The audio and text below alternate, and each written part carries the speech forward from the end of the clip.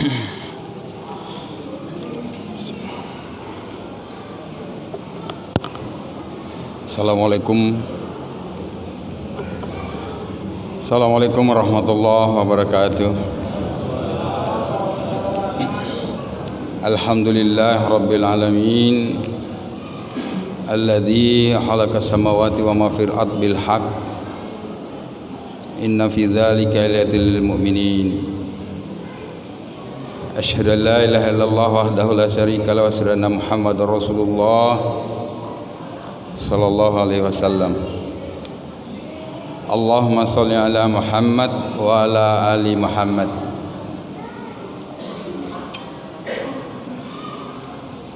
Hadirin sidang jamaah tarwih Masjid Darussalam Muhammadiyah yang dimuliakan oleh Allah Subhanahu wa taala. Mari kita senantiasa mengucapkan puji syukur kehadirat Allah. Begitu banyak karunia nikmat, begitu banyak nikmat dari Allah Subhanahu wa taala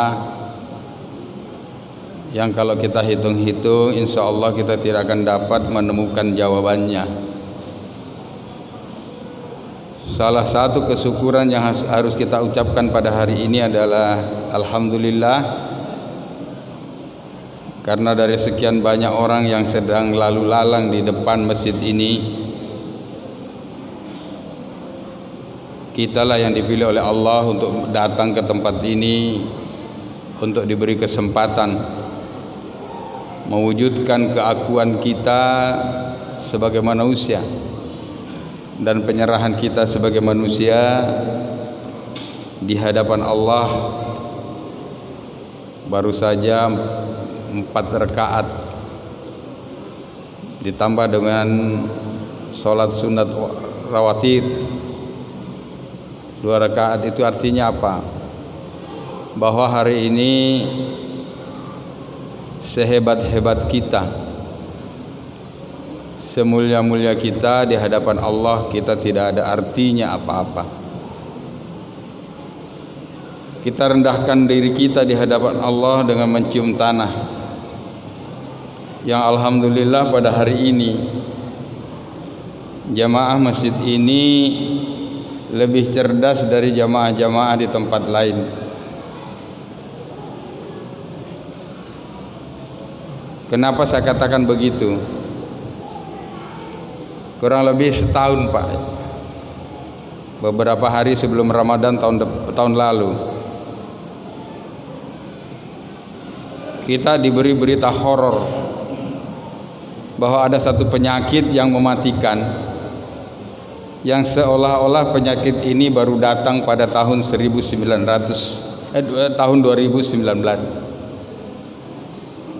Ia menjadikan COVID-19. Bagi orang awam iya saja, tapi bagi kita yang telah mempelajari firman-firman Allah Subhanahu wa taala,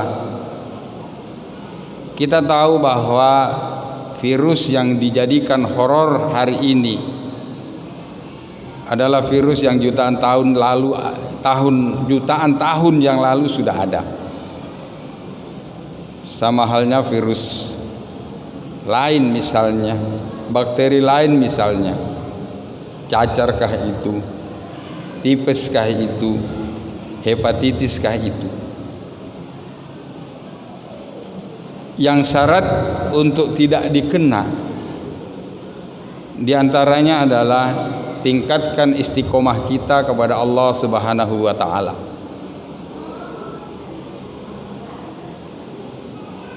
Itu.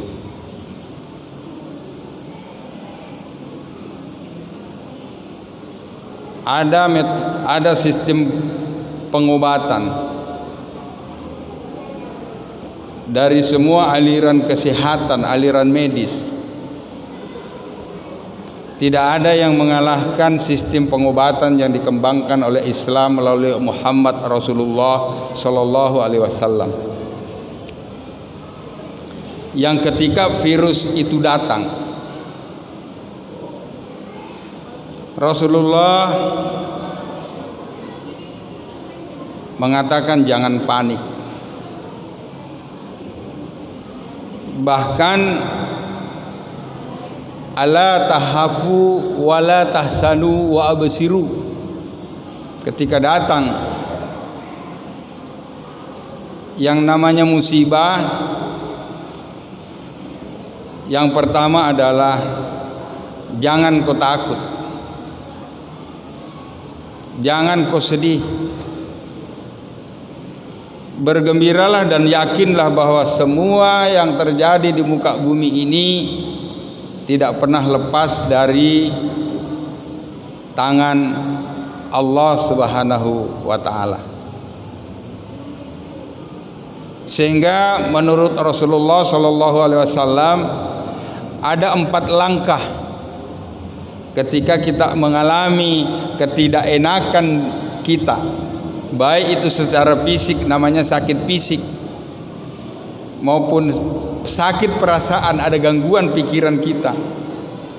Yang pertama yang harus kita lakukan adalah meningkatkan keyakinan kita bahwa penyakit itu datangnya dari Allah Subhanahu wa taala.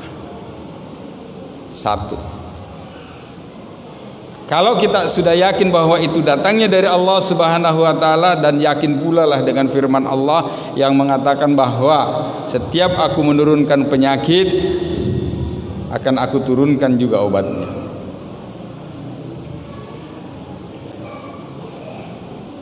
Pertama. Yang kedua, tingkatkan kerajinan kita untuk mencari obat itu. Yang ternyata menurut pengalaman saya, yang namanya obat itu tidak harus kita pikirkan berapa harganya dan di mana dibeli.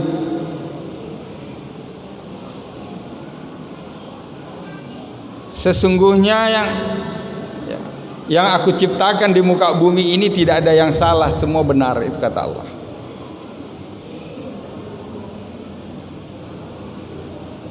Rajin untuk mencarinya di mana. Sangki ke kanan juri radio karena pun nalak boy aku pak bal itu ke mari apotika. Kemai? Mereka di pasar Jongkok. Kita tidak usah panik ketika hasil pemeriksaan dokter mengatakan bahwa kamu terkena jantung dan harus mengkonsumsi obat seumur hidup. Tidak usah panik. Kemana cari obatnya? Tidak usah berpikir di BPJS untuk membayarnya. Sebab ternyata obat jantung menurut sistem pengobatan Islam diantaranya habatus sauda. Kenapa orang terkena jantung? Ternyata orang kena jantung itu karena kerja jantung yang terlalu keras yang diakibatkan oleh 2 hal. Kolesterol dan asam urat yang membuat darah kita mengental, yang pada akhirnya jantung kita bekerja keras, maka naiklah injonikana tinggi tensina. Maka sistem pengobatan Islam mengajarkan kepada kita. Ada pertanyaan dalam sistem pengobatan Islam itu, maukah kalian sehat? Kalau ada pertanyaan seperti itu, maukah kalian sehat? Jawaban kita pasti mau. Maka perhatikanlah 5. Ini malam insya Allah mudah-mudahan selesai 2. 5 itu apa? Yang pertama, jaga kebersihan. Dalam agama kita ada 3 kebersihan yang harus kita jaga.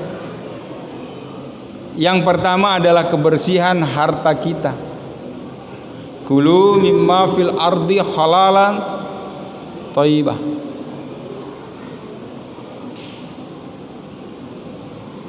Makanlah kamu dari makananmu yang halal dan baik. Halal tidak terlalu susah kita definisikan. Persoalannya sekarang adalah apakah makanan itu kita olah dengan baik? Pertanyaan.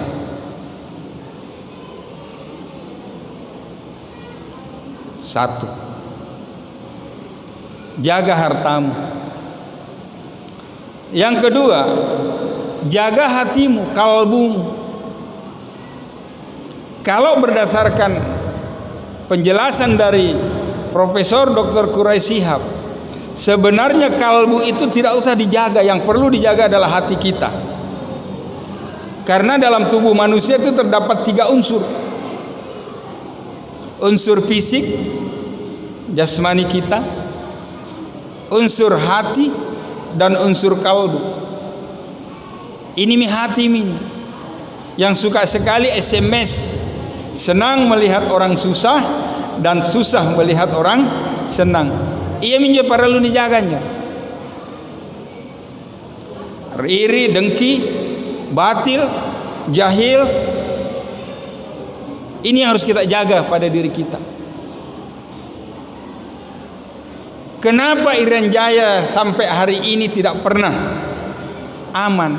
Karena persoalan hati. Pendatang karena dia pikir saya dari Makassar dalam kondisi tidak punya, maka kalau saya sampai di Irian Jaya, saya akan bekerja sekuat tenaga supaya mendapatkan kehidupannya lebih baik. Sementara penduduk asli yang dia lakukan hanya meminta dan minum. Apalah doy. Tapi bukan untuk kehidupan baiknya, tetapi untuk membeli minuman. Orang Makassar di sana membeli tanah, mereka menjual tanah. Terjadilah kesenjangan sosial, di mana muncullah rasa iri yang muncul dari hatinya, cemburu terhadap orang pendatang. Najaja ki orang Makassar, najaja ki orang Jawa. Maka terjadilah konflik, namanya konflik sosial. Faktor ini. Maka jaga hati kita. Nah, inilah yang ini malam saya ingin jelaskan. Jagalah kebersihan tubuhmu.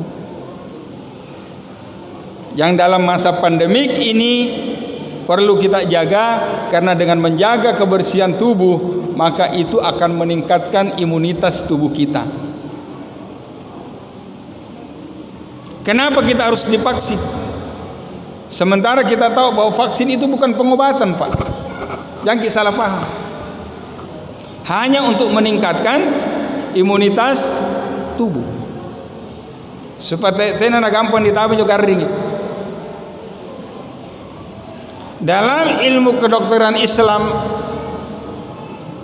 ada 5. Yang pertama, yang 2 tadi tidak usah saya jelaskan secara panjang lebar, karena ustaz akan menjelaskan itu. Tapi jarang ini dijelaskan oleh ustaz, maka ini malam saya ingin jelaskan. Jaga kebersihan tubuhmu. Kebersihan tubuh ini ternyata untuk mendapatkan imunitas yang kuat pada diri kita itu terbagi 2. Kebersihan tubuh dan kebersihan daerah THT, telinga, tenggorokan, dan apa sih Renjo? Hidung.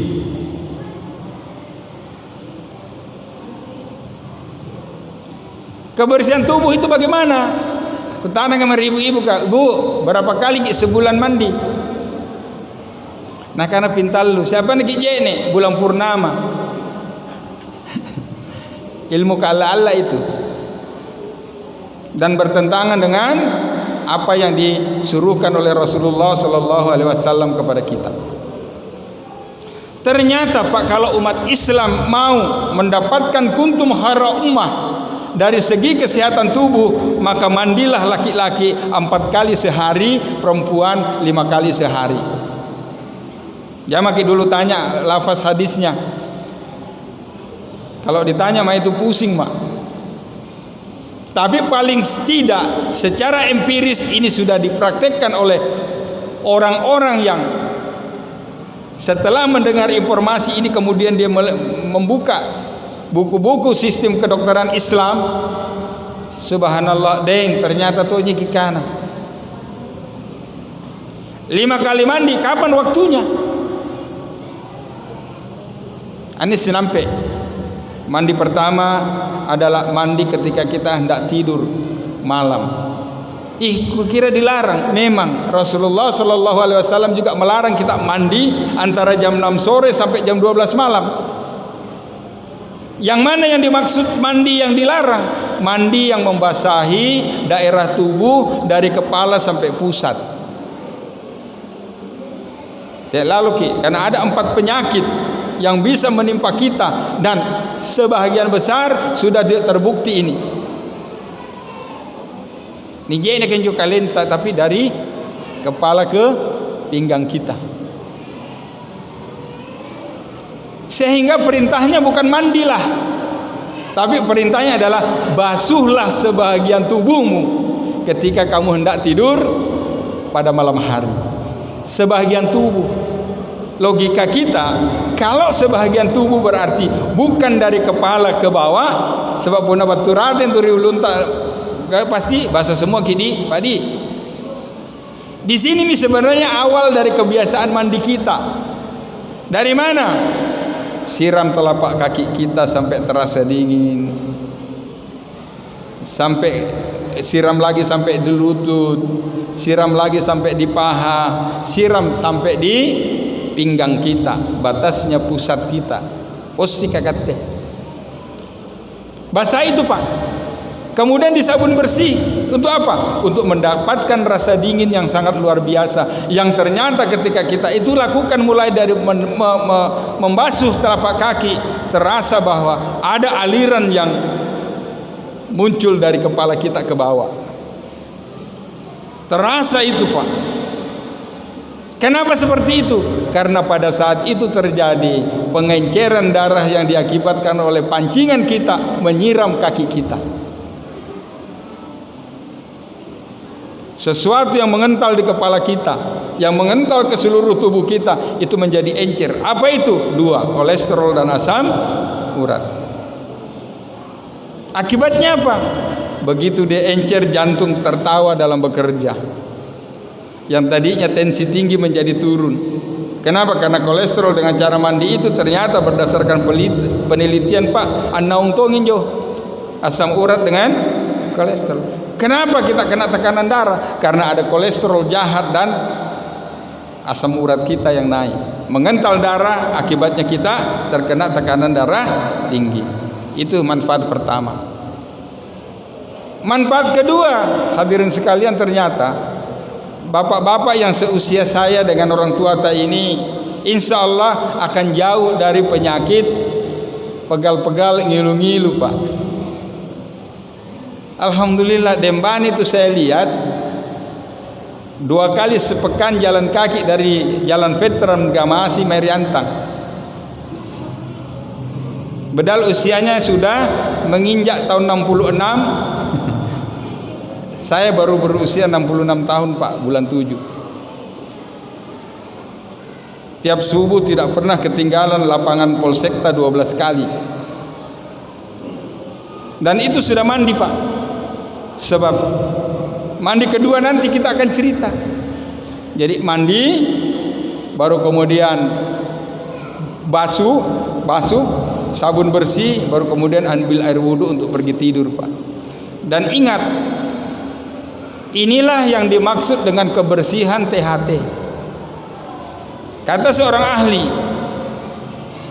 jika umat Muhammad mau melaksanakan satu sunnah dari Rasulullah, kemudian sunnah ini diikuti oleh seluruh manusia di muka bumi, maka rumah sakit tidak akan pernah terbuka. Apa itu?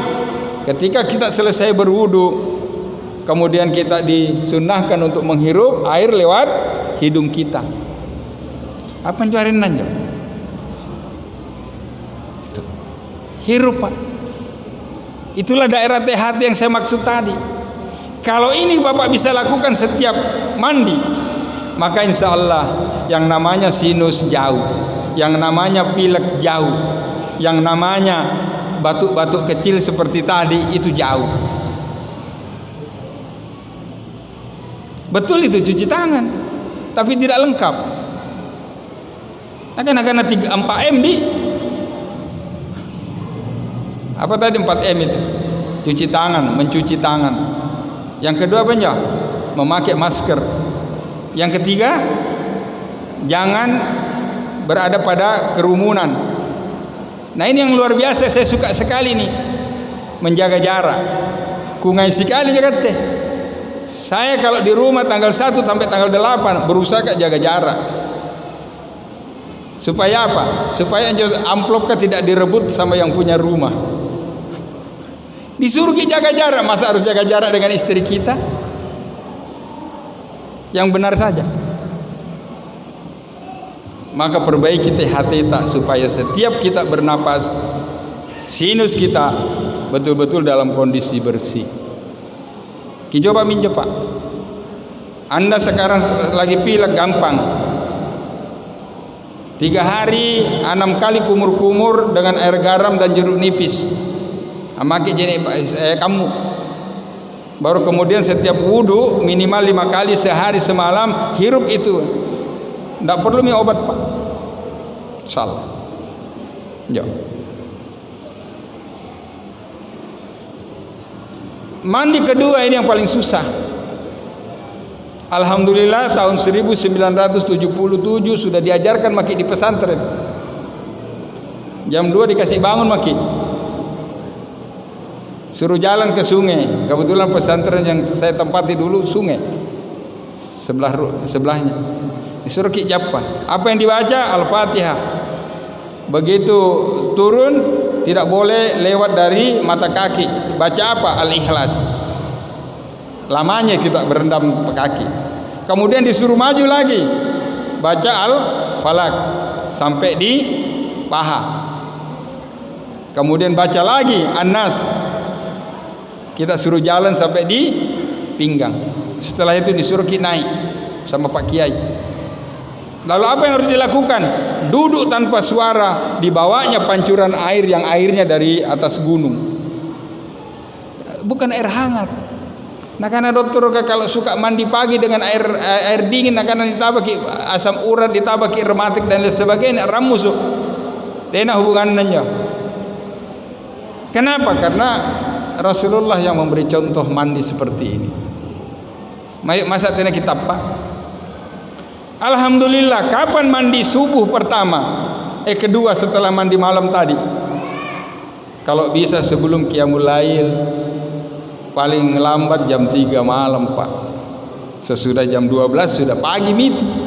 Jam 3 malam. Bagaimana caranya? Sebelum keluar dari kamar tidur, usahakan habiskan air 1 gelas, yang gelasnya sama dengan gelas air mineral 220 cc dengan 3 kali tegukan. Teguk 1 kali kumur-kumur telan. Harus kumur-kumur Pak. Nah karena ibu-ibu kayak rantasana ustaz kah? Mana rantas anu tak tonji? Rantas lagi kalau kita kumur-kumur dikasih istri tak? Kumur-kumur telan, kumur-kumur telan. Mau lepaskan dari asma dan poso, 1 kali tegukan, latihan pernapasan 7 kali. Hisap dengan hidung, lepas dengan mulut. Hisap dengan mulut, lepas dengan hidung. Kalau perlu sampai 15 kali. Seperti itu. Baru kemudian keluar ke kamar mandi. Apa yang dilakukan? Biasanya ruang jo paling biasa dilakukan. Ero kini pela cak dia ialah sulut tongan jolompoa. Lah ni pela kan jolompoa sulut mendesak je cak dia BAB dan BAK. Sesudah itu berdiri ke Pak. Dalam posisi 90 derajat ruku kita, ambil air siram kaki kita. Sampai ke pinggang kita, kemudian sabun bersih, ambil air wudhu untuk mandi, siram kepala. Pada saat kita siram kepala, insya Allah buka mata atau Pak. Saya katakan kalau ini kita lakukan secara rutin, paling lama 6 bulan, lepas pakai itu kacamata. Alhamdulillah saya tidak pakai kacamata Pak. Saya masih bisa membaca apa yang ada di papan tulis. Mungkin ini berkah dari karena ini sudah diteliti, bisa membuat pandangan kita akan menjadi bagus. Dan luar biasanya kita punya kekuatan seperti kekuatannya Semembosoa. Orangnya Semembosoa berdiri kuat dan keras. Didengar ibu marah, bahaya bapak kak. Kalau begitu ibu-ibu juga harus mandi dengan cara yang sama supaya seimbang bos. Kuna sangi erok bapak kena napa na sahur mah bahaya nih. Banyak sekali tuh bintang film jalan-jalan di muka masjid ini setiap hari. Ya. Siram kepala, buka mata. Sampai terasa dingin, tanda dingin kita seperti kalau kita mau tenggelam itu, Pak. Kamu lakukan itu. Apa manfaatnya? Satu, darah menjadi encer. Darah putih kualitasnya meningkat, akibatnya imunitas kita meningkat. Mereka yang sekarang sudah 4-5 tahun tidak punya anak karena alasannya mandul, coba minjot ini kan, ternyata bisa dapat kesuburan. Bu Cici kanga keputihan migrain untuk ibu-ibu, gampang duduk susah berdiri, mandi seperti Pak, insya Allah sembuh tanpa obat. Kenapa? Ada satu prinsip dari Rasulullah Sallallahu Alaihi Wasallam: jadikan makanan sebagai obat, jangan jadikan obat sebagai makanan. Jo, ikati pun nama riba garing apa antalgin. Sakit apa? Panoang. Mungkin isari simpul yang antalgin ngapain? Ramu suka. Saya antalgin. Yang ternyata setelah kita teliti itu bukan obat, tetapi hanya penghilang rasa sakit. Orang kena mah minum Promak dan macam-macam. Padahal obatnya yang diajarkan oleh Rasulullah apa? Ganti nasimu, karbohidrat jenuhmu dengan ubi kayu yang dikukus. Apa kena dokter kah? Jangan kau makan ubi kayu, kasih kah? Bila sering jumah, mulai maki Pak. Kalian kena mah, tidak usah maki minum obat ubi kayu yang dikukus. Kalau perlu dikukus dengan kulit kedua. Kan ranju kulit apa di? Kulit kedua, yang hitam dibuang. Kalau masih belum sembuh, palunya kanji. Setelah kanji masak, didinginkan, ditelan-telan, Pak, insya Allah sembuh itu mah. Karena memang tidak ada obatnya itu mah, kecuali pikiran tak menjadi lebih tenang. Jadi mah itu bukan karena kurang makan atau terlambat makan, bukan. Salah makan, bukan. Pikiran tak, Pak. Setelah mandi, ambil air wudhu lagi, hirup air lagi untuk pergi sholat. Maka ketika kita mau berangkat sholat, minum pakai dulu dengan air hangat. Syukur-syukur kalau teh hangat. Apa nak kena dokter kah? Jangan minum teh nanti kambuh mah. Ternyata Rasulullah kegemarannya adalah minum teh setiap sebelum sholat subuh ke masjid. Dalam catatan ada beberapa teh kegemaran Rasulullah. Yang paling sering digemari adalah teh kalakat, akaria, yang dicampur dengan bunga-bungaan. Kebetulan kalau di Arab Saudi itu kan, di Makkah itu kan bunga yang paling terkenal apa? Bunga zaitun, bunga atin. Bunga atin kalau kita mau campur ke dalam teh kita, maka perbandingannya adalah 5:1 antara bunga atin dengan bunga zaitun. Kalau tidak salah, zaitun itu, bunga zaitun itu disebut 6 kali dalam Al-Quran dan 1 kali atin dalam Al-Quran. Petunjuknya itu. Minum teh hangat. Sesudah sholat, usahakan jangan tidur. Kenapa? Karena pada jam itu antara subuh sampai 10.45 tubuh kita sedang mengobati dirinya. Jangan kita tidur, kita bantu, karena kalau kita tidur tinrotongin di organ kah. Kita bantu kalau perlu dengan cara jalan kaki untuk olahraga dalam rangka mengeluarkan keringat. Bukan lamanya tetapi keluar keringat tak. Sehingga kalau double jacket masih susah keluar keringat, pakai jas hujan, tidak ada masalah kalau dibilang ke orang gila. Demi untuk kesehatan. Makin tuh biring romang 10 Pak. Lama saya dibilangi orang gila. Kenapa? Saya harus masuk kantor jam 7. Hanya 15 menit saya harus olahraga. Harus mengeluarkan keringat susah. Maka jaket double dengan jas hujan. Ustaz Kemami topongor, ngapain? Biar musim kemarau pakai tongi jas hujan. Tidak ada masalah. Sekarang terbukti. Buktinya Masjid Ar-Rahman itu kata kamu-kamu nih. Banyak nih orang yang tidak mau dibilangi pongor, sebenarnya sama dengan saya dulu kelakuannya waktu 92. Lari-lari pakai jas hujan biar tidak hujan. Ustaz jalan-jalan ke Ustaz, iya. Tapi tayang lama ngerongan lean jas hujan. Ih, musim kemarau, Bos. Ya. Nanti kalau sudah 10.45 silahkan tidur Pak, tetapi sebaiknya jangan. Kenapa? Karena kalau 10.45 kita tidur, insya Allah tidak dapat sholat duhur. Bajikannya kukane juri radio karena sekali sesudah duhur. Waktu tidur yang sangat besar pahalanya adalah tidur antara duhur sampai asar. Jangan tidur antara asar maghrib, maghrib isya, karena imunitas tubuhmu akan turun ketika itu sering kau lakukan. Percepat tidurmu supaya jam 3 malam kau sudah bangun untuk qiyamul lail, dahului dengan mandi. Mandi kedua. Mandi ketiga. Mau sholat duhur Pak, tapi basuhlah sebagian tubuhmu, berarti mandi sepotong jaki. Dan mandi keempat pada saat mau sholat asar dengan cara seperti tadi subuh. Ustaz, terjadi penyempitan arteri jantung, saya harus pasang cincin. Bergembira ya kalau mau pasang cincin. Kalau cincin nikah Pak Ilyas. Tapi kalau cincin yang harus dipasang di jantung lalu kika 45 juta satu itu. Jadi apalagi kalau sampai 6. 4 itu harus ke Jakarta, di Makassar belum mampu. Baru 3. Menurut hasil pemeriksaan dokter, terjadi penyempitan saraf tulang belakang. Tidak usah makin pusing obatnya. Karena apa?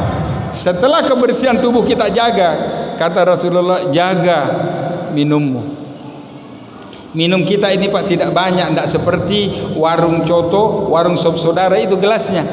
Gelas yang paling dianjurkan oleh kita dan itu sangat sunnah adalah gelas 220 ml, setiap jam 1 gelas, setiap jam 1 gelas. Dasarnya adalah minum, makanlah sebelum kamu lapar dan berhenti sebelum kamu kenyang.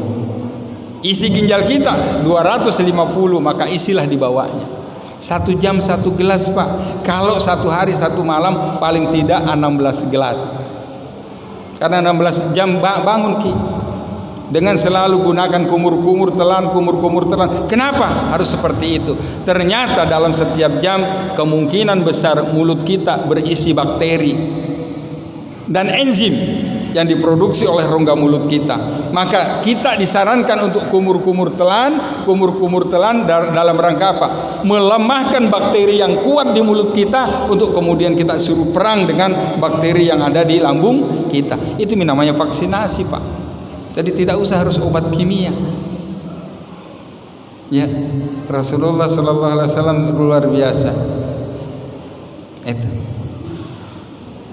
Bagaimana caranya supaya kita kena jantung tidak harus dipasang cincin, kena penyempitan saraf tulang belakang? Selesai sholat subuh jalan-jalan. Setelah jalan-jalan keluar pakai keringat, istirahat dulu di teras. Kemudian lakukanlah berjalan sambil berjinjit Pak. Ayo dingkik di dindi. Jalan jinjit berapa lama? 5 menit mau. Setelah itu istirahat lagi sebentar, baru kemudian ambil posisi ruku sambil kita melangkah seperti orang jalan tegap itu kalau berbaris. Kalau bisa 45 kali, kalau tidak bisa 45 kali, 5 kali merong. Yang penting besok dinaikkan menjadi 10, lusa 15, seterusnya maksimal 15 kali. 1. Yang kedua, putar tangan tak ke depan sambil ruku itu 45 kali dan putar ke belakang 45 kali. Tapi ingat, kita jangan tunduk ketika ruku, tapi dongakkan mata ini nih sampai bisa ada yang tertarik di belakang. Setelah itu yang terakhir adalah dalam posisi ruku kaca pinggang ki, maka meneh miringkan ke kanan kepala atas secara ekstrim, hitung 15 kali, ke depan 15 kali, ke samping 15 kali. Insya Allah Pak, ternyata gula darah yang begitu naik, begitu tinggi Pak, setelah kita punya kegiatan seperti itu turun Pak. Kalau hari ini turun 5 strep, mudah-mudahan kalau besok pagi kita lakukan lagi bisa turun lagi 5 strep, sehingga kita lepas dari satu penyakit penyempitan saraf tulang belakang, penyempitan arteri jantung, dan kadar gula akan turun. 3 modul ini. Yang pertama jaga kebersihan tubuhmu, yang kedua jaga minummu, yang ketiga mari kita coba olahraga, karena ternyata olahraga pagi ini menjadi salah satu sunnah. Mohon maaf kalau cuma ini yang bisa saya jelaskan. Selanjutnya mohon maaf kalau saya berkata yang tak berkenan. Billahi taufik wal hidayah. Wassalamualaikum warahmatullahi wabarakatuh.